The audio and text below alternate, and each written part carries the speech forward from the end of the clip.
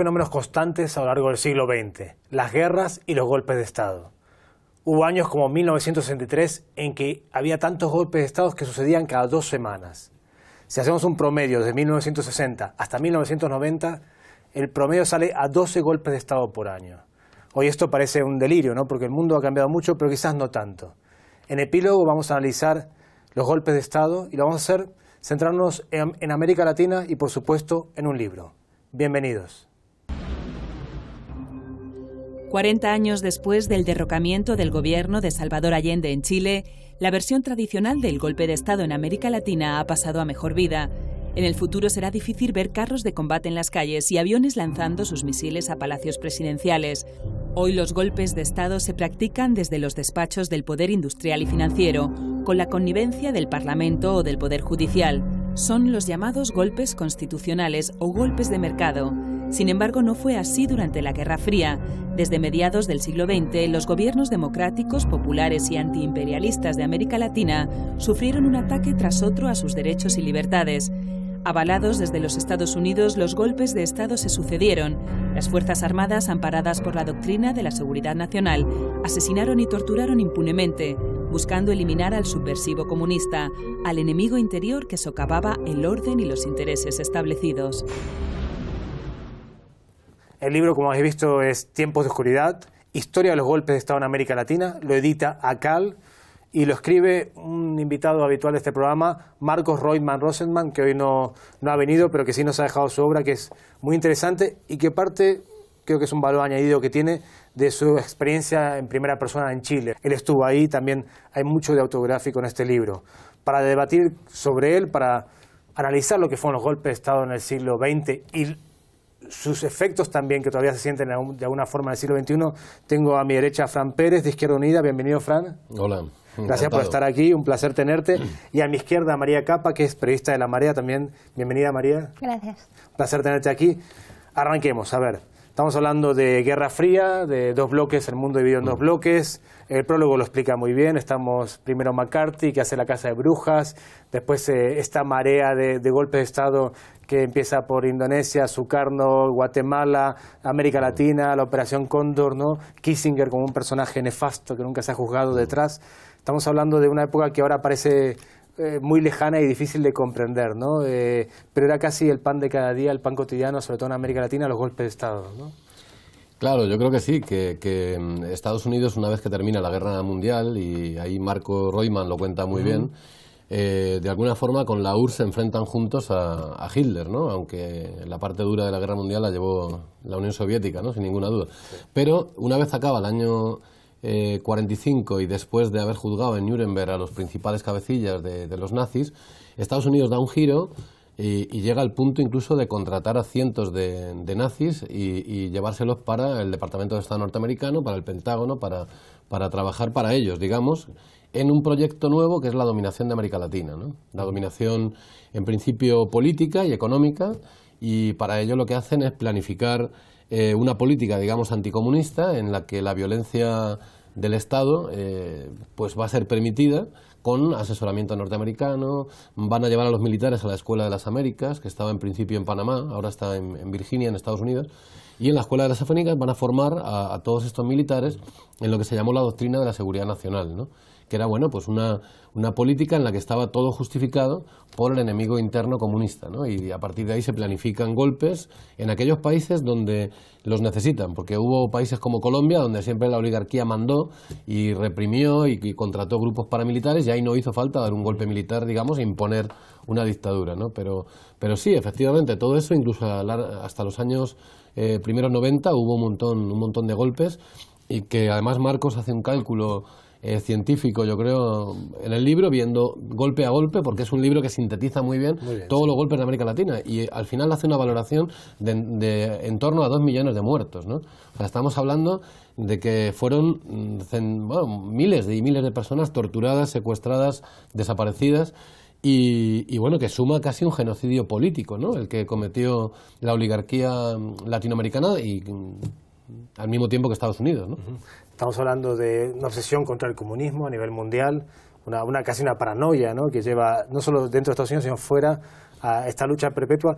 pero también hay un objetivo económico, ¿no? Hay la imposición del neoliberalismo, como se vio en Chile con los Chicago Boys.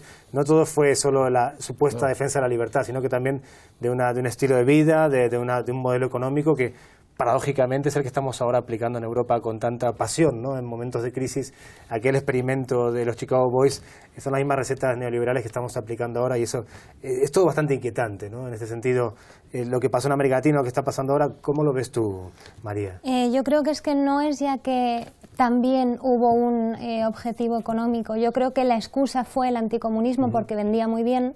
Pero siempre de fondo ha estado el neoliberalismo, es decir, nunca han estado preocupados por la democracia.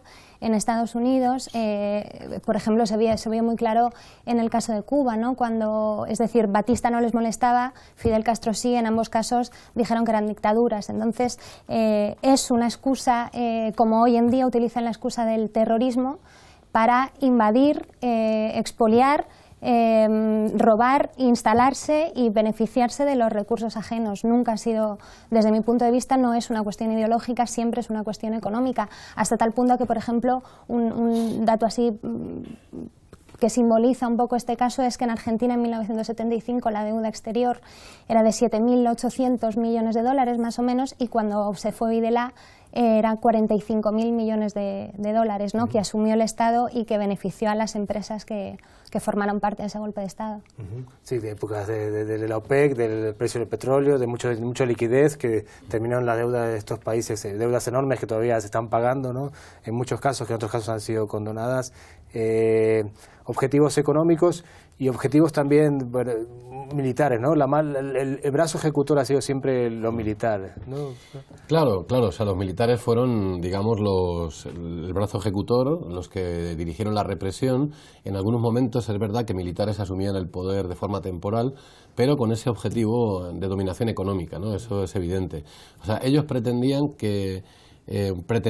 acabar con una generación alternativa que podía construir pues una sociedad nueva, ¿no? Una sociedad socialista, una sociedad más democrática, una sociedad de libertades. Y eso se hizo a saco y sin ningún tipo de complejo, ¿no? Y ahí hubo pues operaciones encubiertas, hubo asesinatos selectivos, asesinatos de dirigentes, de campesinos, políticos, hasta de la propia Iglesia, si eran curas comprometidos o que estaban en la teología de la liberación, ¿no? Es decir, ahora el objetivo era económico, y fijaros qué curioso, Marcos lo insinúa en el libro. Bastaba, por ejemplo, que un gobierno democrático, como fue, por ejemplo, el de Juan José Torres en los años 70 en Bolivia, ¿no? Un militar democrático que decide nacionalizar una transnacional norteamericana, que era la Gulf en aquel momento, ¿no?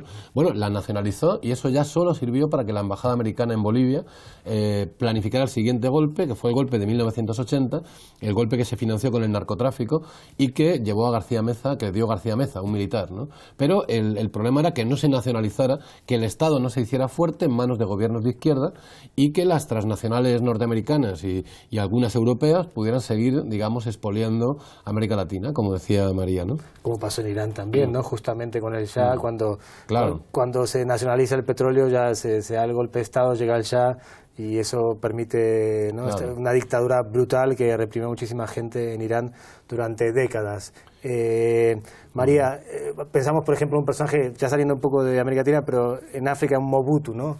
Tú decías muy bien, no importaba que fuera Batista, lo importante es que fuera Castro, ¿no? No había una ética, una moral rigiendo la relación con estos dictadores. Lo importante es que fueran proclives a los intereses propios, ¿no? No, sí es una moral. Yo creo que sí es una moral, y es una moral perversa, ese es el problema. Es decir, es por un lado la impunidad de Estados Unidos, o vamos a llevarlo hoy en día. En la presentación decías que hoy ya no se dan tantos golpes de Estado. Reutemann aquí también en el libro lo explica muy bien, y te dice que hoy sí hay golpes de Estado, pero que ya no utilizan a los militares para hacerlos. Utilizan al Banco Monetario, al Banco Mundial, al Fondo Monetario Internacional, a la Organización Mundial del Comercio. Es decir, un golpe de Estado es que venga alguien ajeno al gobierno legítimamente elegido y lo saque, o lo obligue a hacer algo que ese sujeto ajeno quiera. No hay más que ver Grecia, cuando de hecho la Unión Europea amenazó a los ciudadanos griegos para que votaran al que ellos dijeron que tenían que votar. En Italia está el tecnócrata alabado por medio mundo, que es Monti, que nadie eligió y que todo el mundo aplaude como un ejercicio de democracia limpia, además, y mira qué bien ha llevado la economía. Es decir, es que esto no es ni siquiera una cuestión amoral. Tiene una moral muy clara, que es la moral del más fuerte, que es la moral del el que tiene el dinero es el que manda, y no hay ninguna otra cuestión. Y hasta que no se juzgue, por ejemplo, a Estados Unidos en todo este papel, decíamos que Estados Unidos nunca había sido juzgado. En 2012 Argentina pidió permiso al Ministerio de Defensa para que fuera a declarar Kissinger. Y otra vez más, porque no es la primera vez que lo solicitaban, ni siquiera han contestado. Ya no es que te lo nieguen, es que ni se dignan a contestar. Entonces...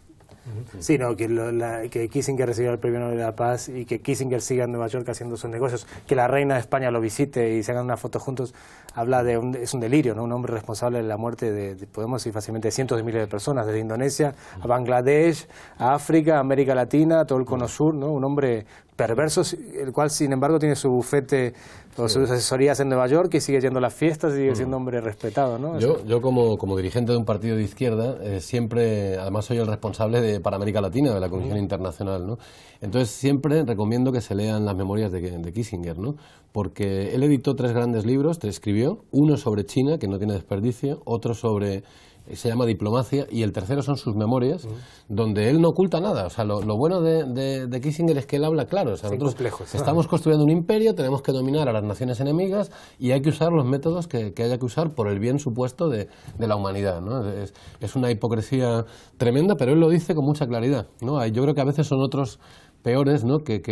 Como por el mismo Obama, ¿no? Que va dando una pantalla de una cosa que no es, pero luego las políticas siguen siendo las mismas, ¿no?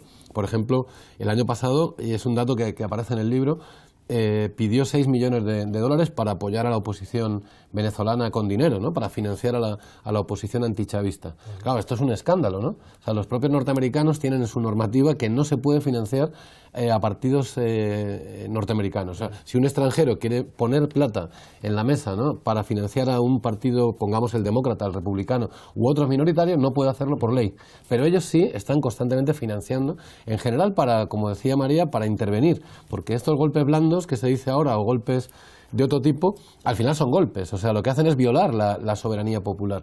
Y si tú lo haces metiendo muchos millones de pesetas en un partido opositor, estás planteando un intervencionismo para al final que manden los mismos, siempre la derecha, ¿no? Y si no, y bueno, y golpes blandos relativos, porque fíjate que a Evo le intentaron dar un golpe en el que se pretendía partir el país, o se pretendía que las zonas, los departamentos que se llaman en Bolivia, ¿verdad? Santa Cruz, etcétera, que se dividiera el país, pues para provocar que las zonas de control petrolero y de gas fueran zonas de la derecha, ¿no? Es decir, que están dispuestos a aplicar esas teorías que llamaba el Departamento de Estado norteamericano de los microestados, ¿no? O sea, ellos consideran que es mejor que haya estados débiles, estados pequeños, porque son más fácilmente dominables, ¿no? Y por eso hicieron lo de la ex Yugoslavia, pues intervenir, bombardear un país para masacrarlo y trocearlo de forma que se puedan someter al capitalismo más fácilmente los pueblos, ¿no? Y estamos hablando de Kissinger. Yo les recomiendo Juicio a Kissinger, de Christopher Hitchens, que es otro libro realmente revelador, con el cual, digamos, a Kissinger casi lo cogen en Francia una vez, ¿no? Y desde ese momento ha quedado traumatizado el hombre, ya ha dejado de viajar mucho, afortunadamente, al menos tiene limitado el movimiento por motu propio, pero sí estaba, no solo en Argentina, sino también en Bélgica, tenía una orden solo para testificar como testigo, pero este hombre sabe que lo que hizo es tan tremendo que no puede salir y no puede dar la cara, solo en sus libros.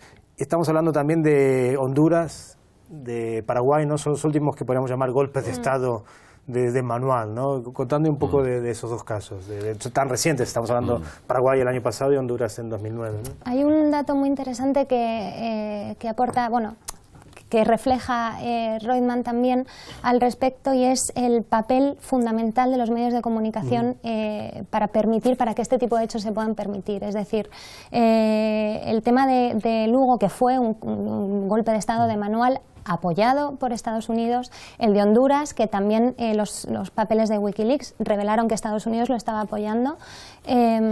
yo creo que no podría ser posible sin toda una campaña de los medios de comunicación, que también con mucho acierto Reutemann dice que no son el cuarto poder, sino que son un instrumento más del poder económico. Es decir, ese cuarto poder en contra de o para fiscalizar al poder hoy en día es muy complicado y muy pocos medios que lo puedan hacer.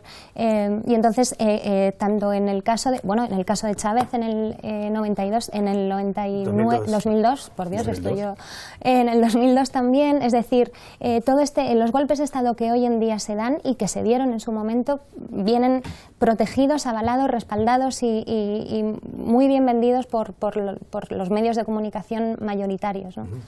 Sí, vamos, yo estoy de acuerdo totalmente con eso, ¿no? El control de los medios, por eso hay que construir medios alternativos, o medios públicos que puedan ser controlados por los estados, ¿no? Porque competir con el dinero que el capitalismo internacional mete en los grandes medios es muy difícil, ¿no? Y desde ahí se arman campañas de desprestigio que a veces poco tienen que ver con la realidad.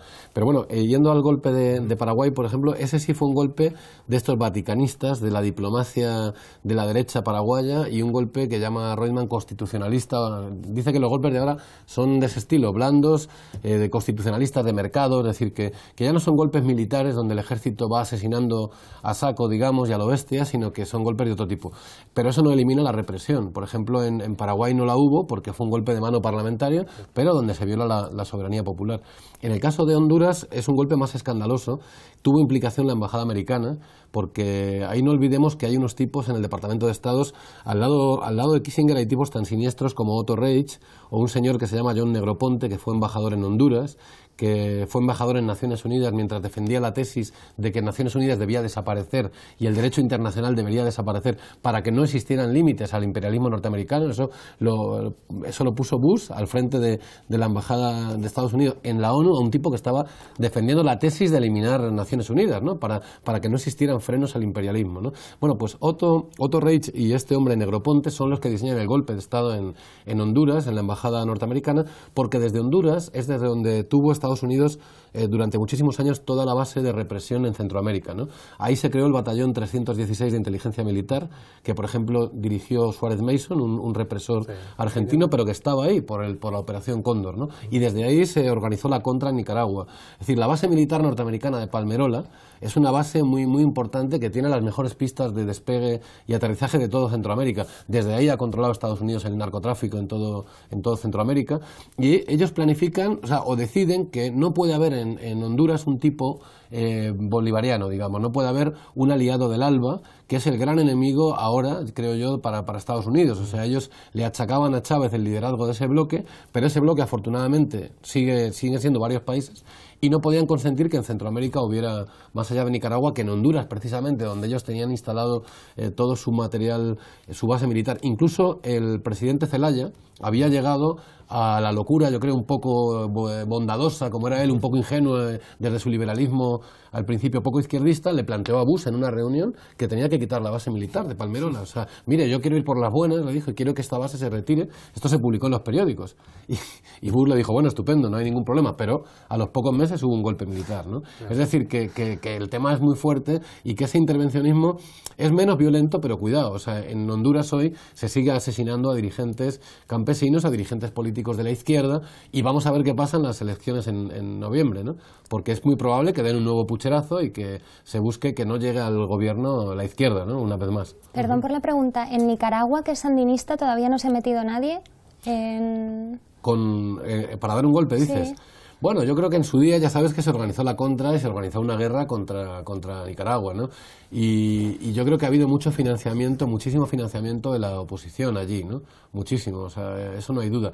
Pero claro, Honduras siempre fue la base de ellos, o sea, en Honduras jamás a la izquierda fue masacrada ahí, ¿no? Entonces, que ahora Honduras se volviera una aliada del ALBA, se ha descubierto petróleo en Honduras, había una serie de factores que alertaron, digamos, al imperialismo y dijeron, aquí vamos a dar un golpe y si hay que matar, matamos, porque hay que evitar que en Centroamérica sea una escalada que se convierta en gobiernos de izquierda en toda la zona, ¿no? Y la mal llamada guerra contra el terror, todo lo que pasa a partir del 11S, hace que Estados Unidos deje de mirar tanto a su backyard, a su patio trasero, ¿no? Como le dicen ellos, y eso permite el surgimiento de estos movimientos, ¿no? Ha habido una glasnost, ¿no? Un periodo de 10 años de América Latina, o 15 ya, o 13, perdón, de indiferencia de Estados Unidos, lo cual han pasado muchas cosas muy interesantes.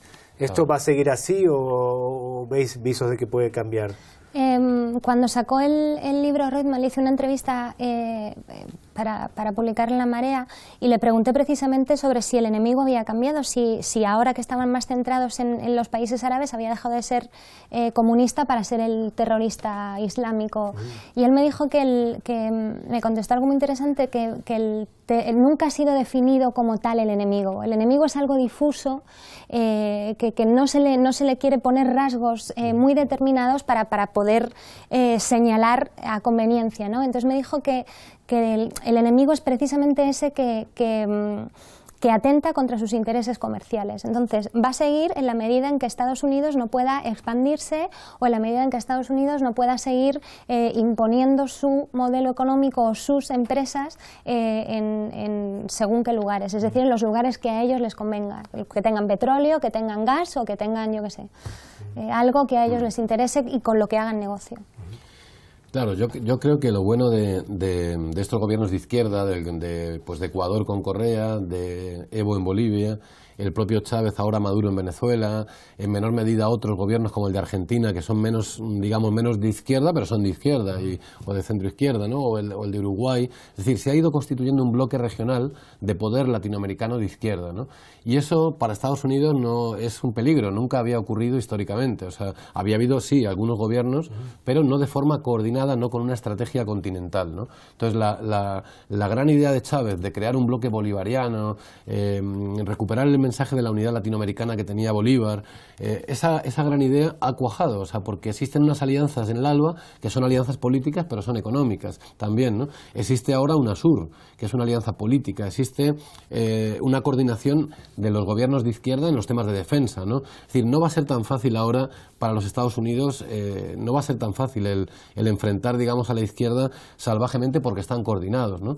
Entonces, si Evo, por ejemplo, es agredido por, no sé, o se comete la gran barbaridad que se ha hecho en Europa de maltratar a un presidente democráticamente elegido y no permitirle usar el espacio aéreo europeo, o sea que eso viola todos los convenios internacionales de aviación y de relaciones entre los países, ¿no?